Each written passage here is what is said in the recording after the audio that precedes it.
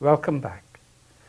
I'm sorry I'm being a little painful, but I'm forcing you to do everything at the same time. So let's see what IRR is. Question number 1.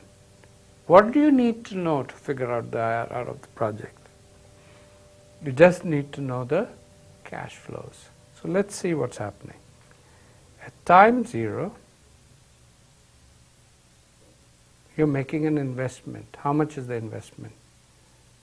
I naught is equal to 50 million. Right? Bunch of zeros I'm leaving out. So you need to know your investment. What else do you need to know? You need to know your cash flows. So your cash flow at time C1, C2, I've kept them the same and go on forever. However, I made the problem interesting. It's expected cash flow. Why? Because it's not known for sure. So let's figure out expected cash flow. And by the way, this helps us do the problem together. In real life, the expected cash flow will be what? Expected cash flow 1, 2, and so on. Those numbers will be changing. But that's not that important here. So let's do it. How would you figure it out? How much is the cash flow with a 50% probability? Half multiplied by 7 million. Remember that? So if you have remember the context, you've written out the data, with a 50% probability, you get 7 million. What was the next?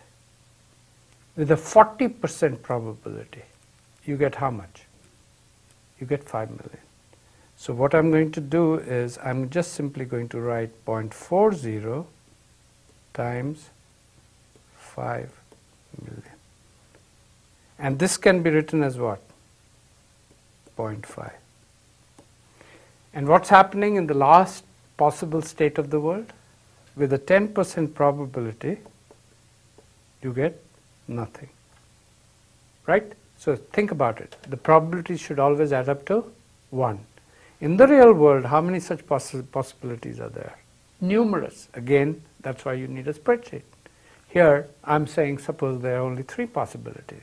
And by the way, this approximation turns out is not that bad.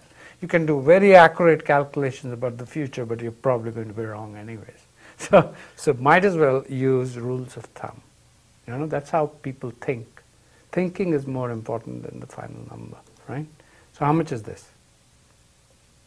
Half times 7 is what? 3.5. 40% of 5 is what? 2 plus 0. It's 5.5 mil. The important thing to remember is it's never 5.5 in any particular year. It's bouncing up and down around 5.5 million. Okay? So let me just wrap this up and ask you, what is the IRR? The beauty about IRR of a perpetuity is what? All you need to know is how much cash flows are you getting per period divided by the investment. So the C over I naught is IRR for a perpetuity. Okay? And that is equal to 5.5 divided by 50 is, I believe, equal to how much? So 5.5 divided by 50 million is equal to 11%. Okay? Very straightforward. Right? So take the 0, 50, 5 goes 11 times into 55 and you get 11%. Right? So another way of thinking about it is this. At 11%, what will be the NPV of this?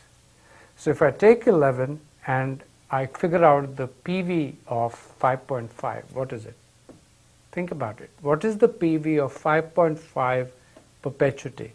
It's 5.5 divided by PV is 5.5 divided by 0.11 if I use the IRR.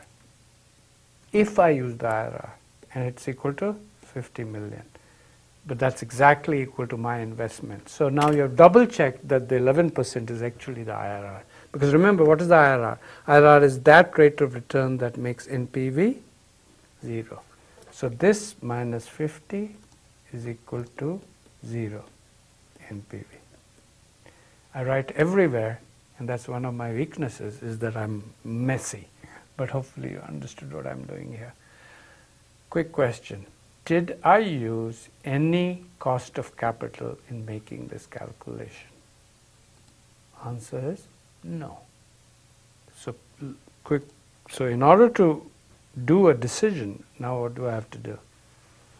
Given that this is well-behaved cash flows, there's only one project, IRR is well-behaved, meaning this change of sign only once and you don't have multiple IRRs, we can use IRR. But in isolation, it doesn't make any sense. Let's take a break.